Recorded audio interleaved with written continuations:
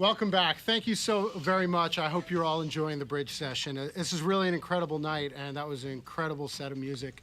You just saw Brother Esau. I believe it's the first time it's been played in 20 years, and we're really honored by Bob and members of the National and all the musicians with them who came from Brooklyn, New York, out here to Marin County for the bridge session.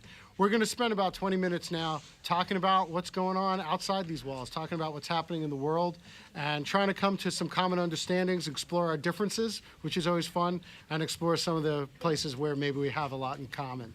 I'm going to interrupt it for a second first to talk music for 1 second, because we're honored to have John Perry Barlow here, longtime Grateful Dead lyricist.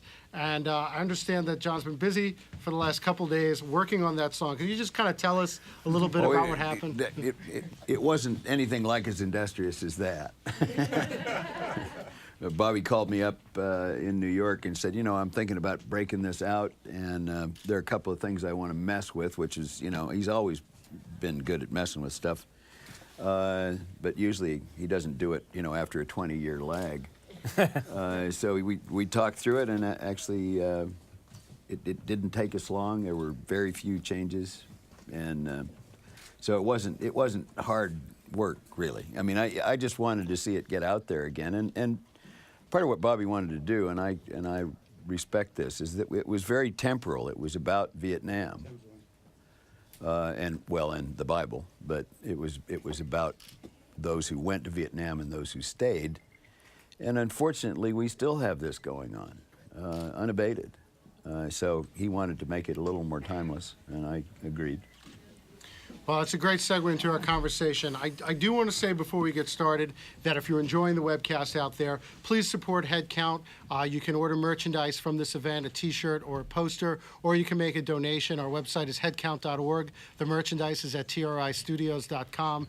And, you know, if this is successful, we'll hopefully do a lot more events like this. And with your support, we're out there registering voters every day. Every major city in America, there's a HeadCount team of volunteers registering voters. So your support really means a lot to us. We hope people enjoying this webcast will support us by buying merchandise or making donations. That said, let's get into this panel. We have a really incredible group of people. I'm going to introduce them really quickly. All the way to the left there is Governor Buddy Roemer, former member of Congress, former governor of Louisiana, and this year a presidential candidate. We have John Perry Barlow, who we've introduced already, and John Perry Barlow was a real key person in bringing the Stop Internet Piracy Act to the forefront this year and driving opposition to that. We have Jesse Tolkien, a person that I have mad respect for, a great activist for young people in America on issues such as climate change and many others. And I think you all are going to learn a lot about this person and what she brings to the table tonight. And we have here Mark McKinnon. Mark, many years ago, was a country music songwriter hanging out with Chris Christopherson and decided he might do a little better in D.C. Doing media advice. And he's an advisor, or has been, to George W. Bush, to John McCain, to Lance Armstrong, and to Bono, and many others. And we're very honored to have him. What he's doing now is also something called No Labels, which is calling for getting rid of the right and left, Democrat, Republican, and just kind of let's all talk and let's figure out what we need to do. And that's the theme of the bridge session. So I think this is a great panel representing a lot of different viewpoints. And we're going to get into it. We're going to dive into 3 issues that we think people care about a lot. And then we're going to take some issues via Twitter. So let's get into it. We'll just cue up the graphic here, and we're going to count it down. And that should come in a couple seconds. But we're going to start with, I believe we're going to start with money and politics is the issue. We're going to start with personal freedom. This is an issue that at HeadCount we really feel is one that is not right or left, is not Democrat or Republican. It's something that a lot of people have different viewpoints on, but everyone really cares about. And I'm going to start with just kind of an open question. Is our personal freedom in jeopardy? Is the First Amendment in trouble? Are people trying to take away Americans' freedoms? Well, you see it. I'm a community banker. Founded a bank, didn't foreclose on a single mortgage, didn't take any money from the federal government. And we have passed by the Congress and signed by the President years ago the Patriots Act, which basically takes away our freedom, which really tells the world we can no longer be free to protect our security. I think it's a bad choice. And it's those kinds of things like PIPA, the Patriots Act, and other things that we take the easy way out in this country and don't stand for our liberties.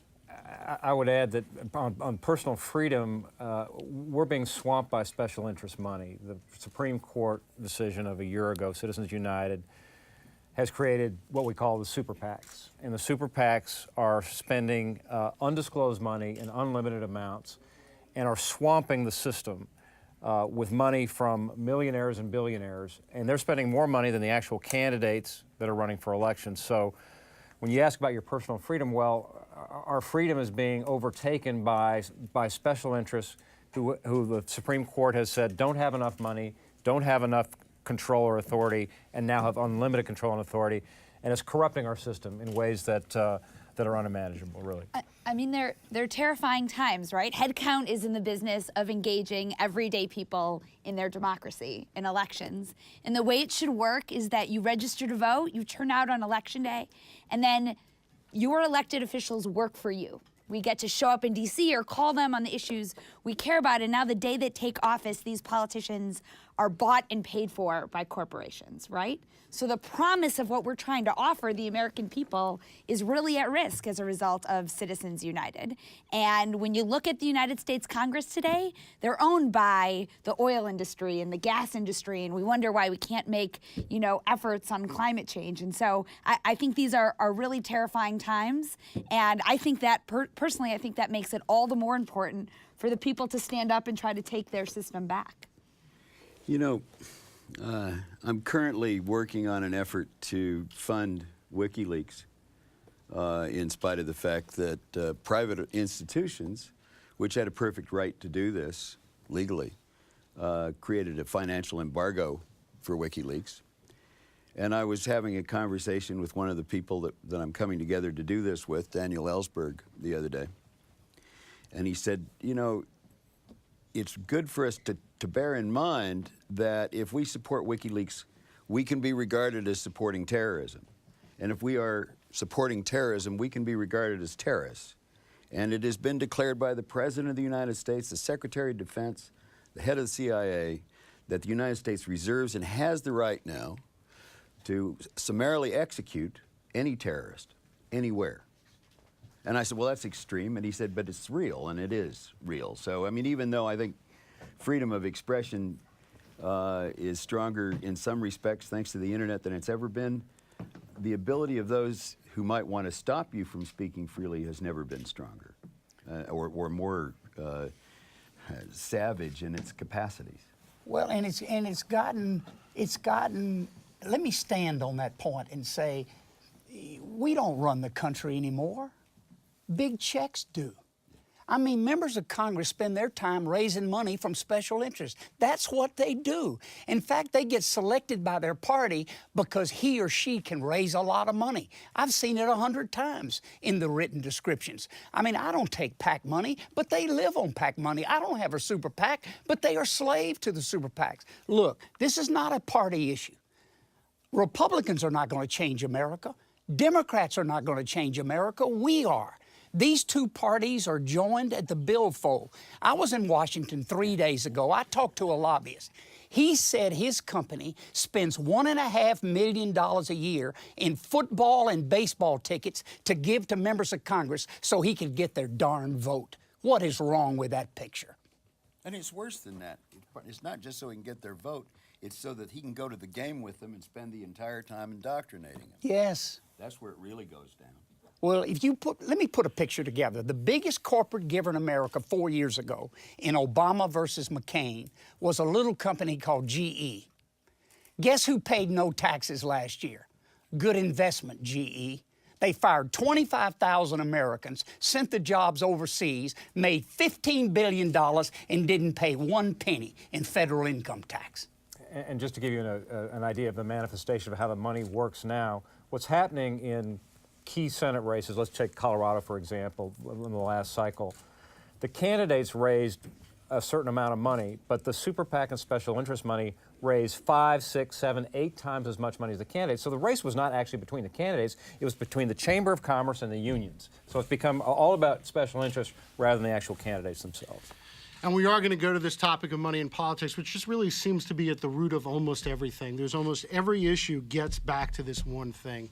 And I think there seems to be a lot of agreement here that this is a crisis. What can we do about it? What are the remedies? Well, let's kick that over to Buddy Romer. He's, because he's working on it. I'm a granddaddy. I'm 68. I've been out of politics for 16 years. I love Louisiana. What a great place. When I was governor of Louisiana, it was a corrupt state, and I stood up to it, and we sent people to jail, and we cleaned it up. And our state has done much better in the last 20 years. Here's the key. We need a president free to lead.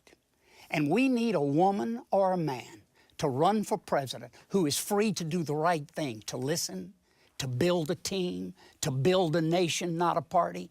So I decided on my own, with no fanfare, no polls, and no money, to stand up about a year ago and say, $100 limit, no PAC money, we're going to do it on the internet, no super PAC money. We will listen to the American people. And we're up to 4 or 5% in the polls. It doesn't sound like much, but our average gift is $25. California is my second largest giver as a state. We are building something in this country that's going to stand up to the system and to both parties. I'm not putting them down. I was a Democrat in Congress for 20 years. I was a Republican for 20 years. Each party has some good things, but here's the bad news. They meet at the billfold, and I'll tell you what becomes before young people. Money. We need to change it. So I think it's about a lot more than just who's running for office, right? I was just talking to my friend here before we got started. I think the political headline of this year is disruption. I think this should be the political year where we stand up for the 99%. I think watching the Occupy movement, spring up across the country, and I think it's having its second spring right now, has been a remarkable thing. And I think it's so important. Yes, we can be doom and gloom about how our system is so messed up, but the power of the people is not gone, right? That sounds like a phrase we said decades ago. The power of the people is not gone. And we see that when people want to disrupt, results happen. They absolutely do. And so I think we have to disrupt, and realize that it is our right to disrupt the current system. That's the good news. And I think arguably never before in our history have the issues been as challenging as they are today, and never has the system been more paralyzed, for reasons we could talk about for an hour or so.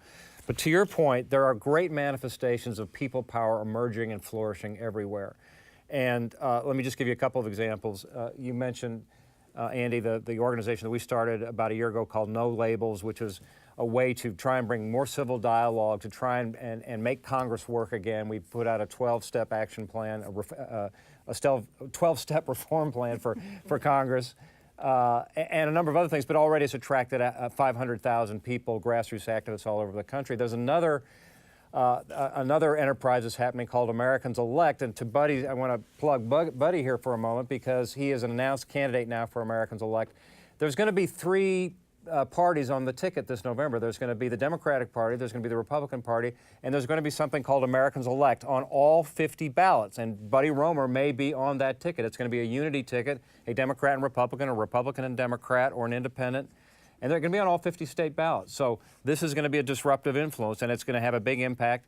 And I think with the right ticket, arguably in this environment, they could win, but at the very least, they will qualify for the debates in the fall, so it's going to get interesting. Bobby, you've seen every side of this, from the acid test things completely outside of the political structure to many DC fundraisers. I mean, what is your take on this money in politics issue from having that perspective? Well, it's fetid. That's not what our founding fathers had in mind. I'll tell you that. This recent ruling by the Supreme Court that holds that corporations are people. Well, then put them in prison. Execute them. Yeah. You know, because the death penalty. execute them. You know, but you can't. So, you know, how's that for a tall mound of horse shit? They're not people. They're machines. They're made up by people, but no, they're made up by people's money. You invest your money in the corporation, you have ownership. It's not you, it's your money. and they amass a lot of money, and then they go spend it on Congress.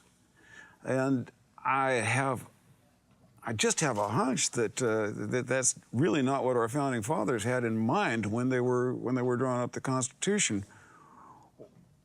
Nothing even remotely like that. Well, let's move on to the 2012 election, the presidential election, and I want to start with Mark McKinnon. So, Mark, you have advised John McCain, you've advised George W. Bush. People are calling this Republican nomination process a lot of things. What are you calling it? I call it a train wreck. Charitable. Well, that said, that's why I'm excited about the Americans Elect option. I think there's going to be some interesting candidates like Buddy Roemer step forward.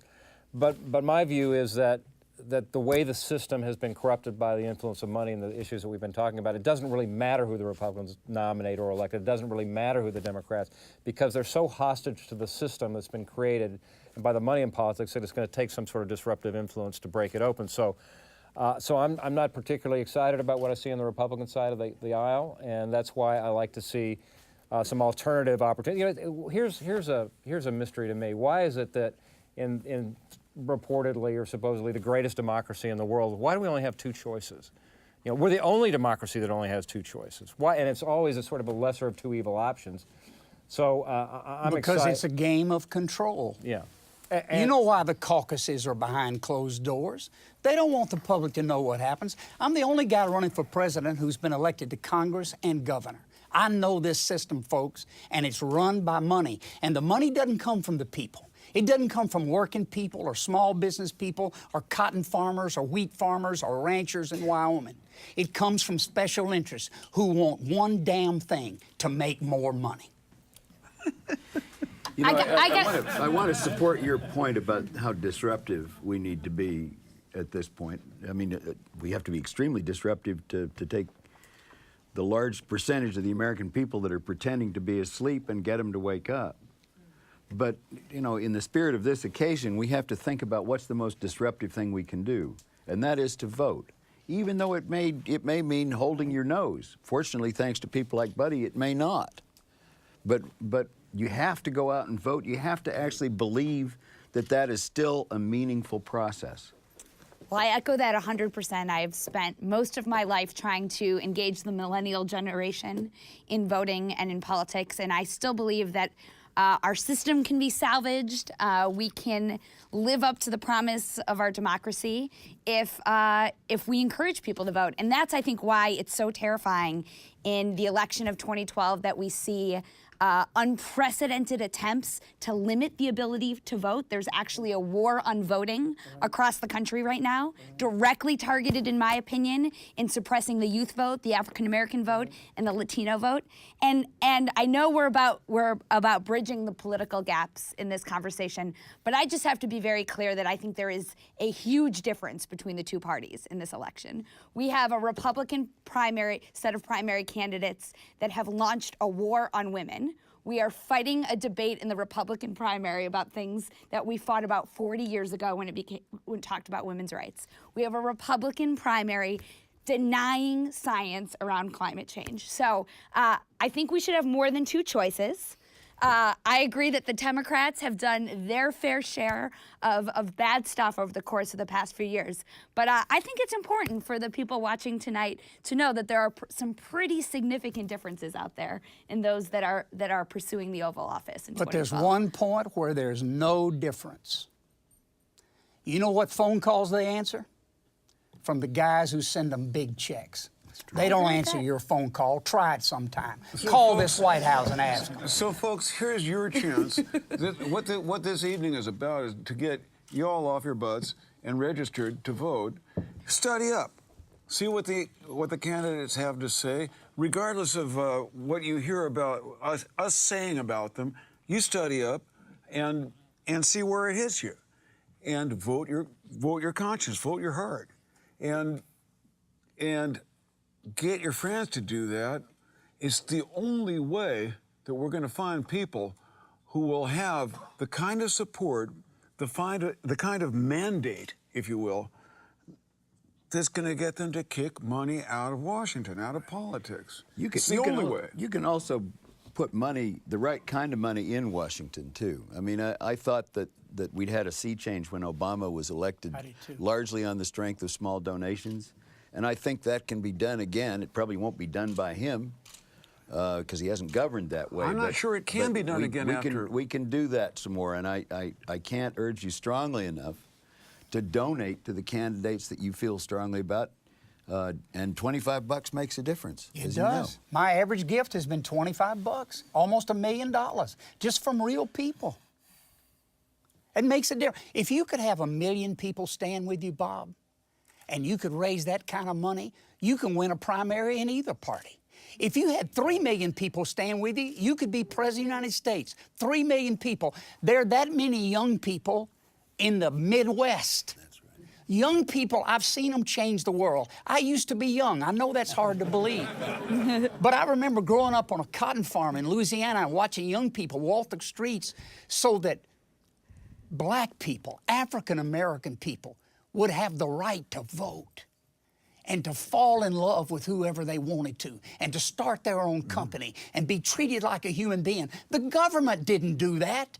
Young people and dedicated people made that change. I remember being in college and watching young people, I was one of them, walk the streets against the Vietnam War, and they brought that war to a halt. Congress didn't do that, Bob. No. Young people did. And I'm saying I love America. It's a nation at risk. And you know who's going to change it? Not Washington. Young people. Yeah. Register.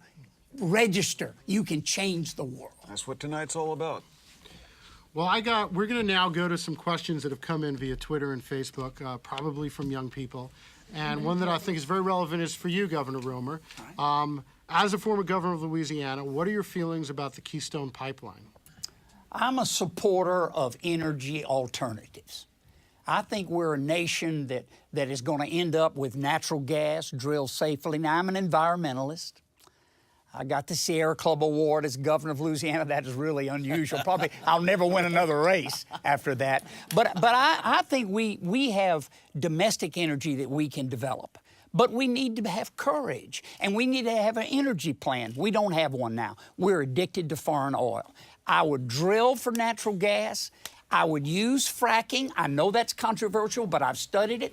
Below 5,000 feet, it's safe, Jesse. Talk to me later. Below 5,000 feet. But here's what it is, Jesse. I want to give you this. It's 20% of the carbon footprint of oil. 20%. The biggest environmental thing we could do would be to quit buying oil from the Middle East and develop natural gas in America. That'll put 3 million American women and men to work, and it's much cleaner than oil. There are things we can do like that are smart. We need to develop alternative energies, but we need to be free of the oil addiction. We are now sending young men and women on oil duty in the Middle East. They're wearing uniforms and they're getting killed. We ought to stop it.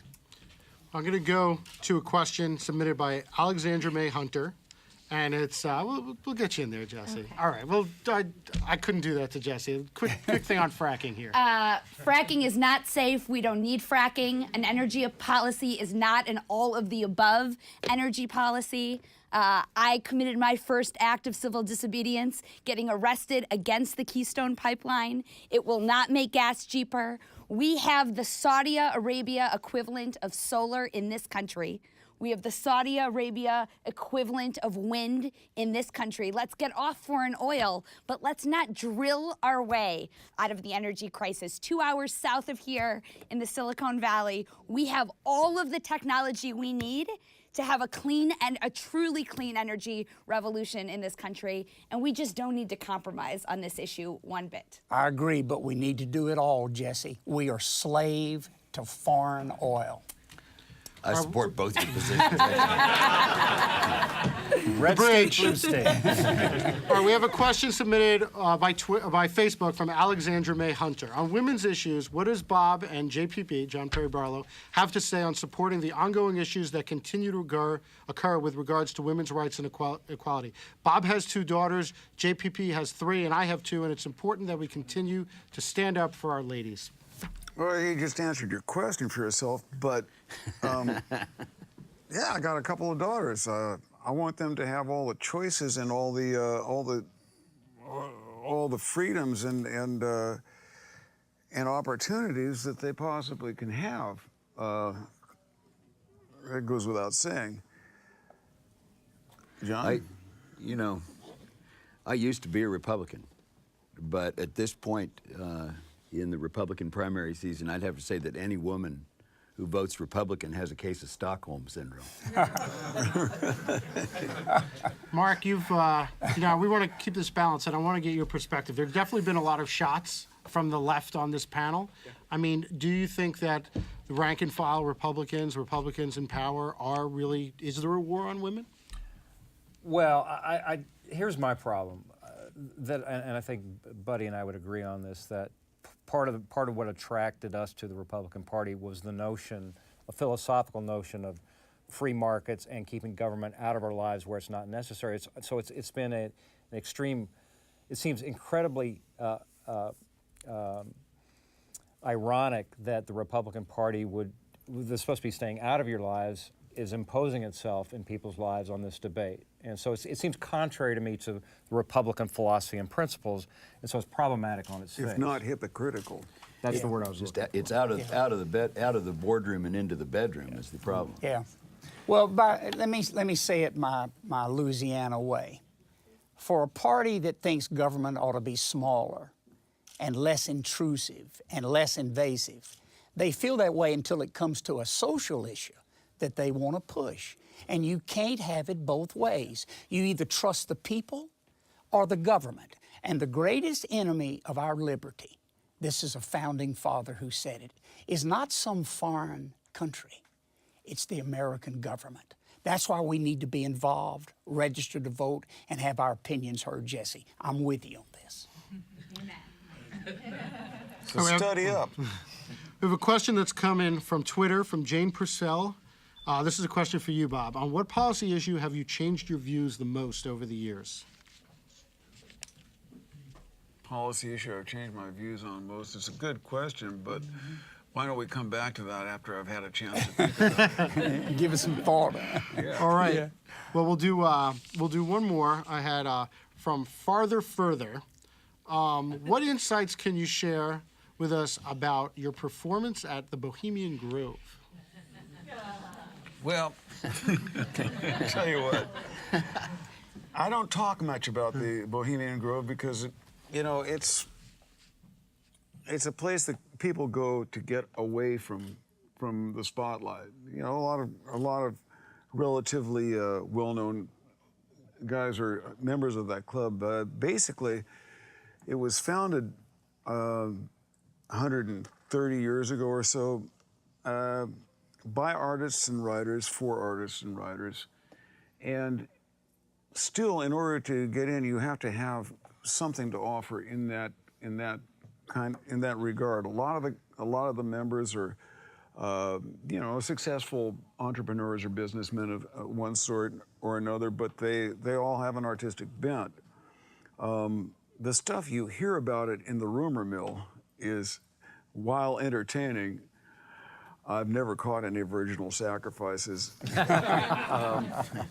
Anything kind of remotely like that. He's willing. I've had some interesting times up there. And, there are a lot of movers and shakers in that club, and I enjoy the chance, given my mindset, my Weltschmerz, if you will. I enjoy a chance to get together with those guys and knock a couple back and talk it down. One time I spent a weekend up there. I ran into a guy named General Bill Quinn. And we had a couple drinks together. We were sitting in front of a fireplace.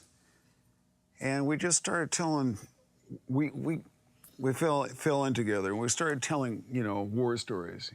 He was the guy that Hermann Goering surrendered, not his sword, but basically it was a mace. He surrendered he sought out Bill Quinn, Wild Bill Quinn, who was also the original the original head of the OSS, which became the CIA, was a very, very interesting guy.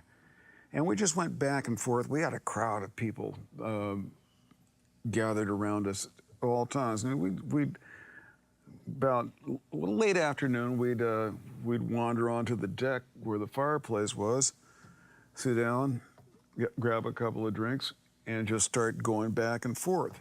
That kind of stuff, you know, these kinds of meetings and stuff like that are only going to happen there. Or, you know, it's the only place where you can almost be assured of, where I can almost be assured of that, of meeting folks like this.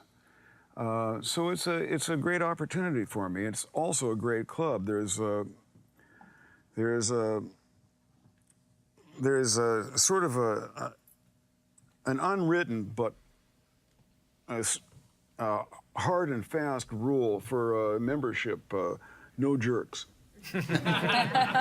And they have an entrance committee that they can sniff them out. Well, Bob, those are great insights, and I always appreciate it. I always appreciate how much you share of yourself with HeadCount. This is really an amazing night. I hope people out there are really enjoying it. We're having a great time here. And if you are enjoying this webcast, I am going to make the pitch again. HeadCount is a nonprofit, nonpartisan organization. We do voter registration at concerts all over America and put on great events like this. If you like what you're seeing, please support us by visiting tristudios.com, tristudios.com, and buying a poster or a t-shirt from this event, or visiting our website, headcount.org, and making a donation. Or if you don't have a few bucks for making a donation, even better is to volunteer. We are out at concerts every single day of the week, every week of the year up until the election. And it would be great if you want to be a part of something like this, to consider volunteering. Go to our website, just put your email in on the volunteer page, and you can be a part of this movement of music fans, one by one, individually working together to try to make a difference. And we hope that people out there will consider doing that. I want to tell you also that we have an event coming up on the Brooklyn side of America. We're going to do a VIP event at the Further Show at Coney Island on July 13th, and if you go to our website, you can order tickets for that. So there's just so many ways you can support us, so many ways you can get involved with what we're doing, and we really hope from this event that we're going to meet a lot of new people and get a lot of new support. We're going to put on a short video and take it back to music afterward. So we couldn't be happier. We couldn't be more grateful to Bob, to everybody at TRI Studios, and to all of you out there for watching. So thank you very much. Well, and one more thing real quick. We may get around to doing this again before the election, and if we do, we'll try to keep this part of the show from looking and sounding quite so much like a public television fundraising drive. But I'm hoping to do this again. We're in, man. We're in.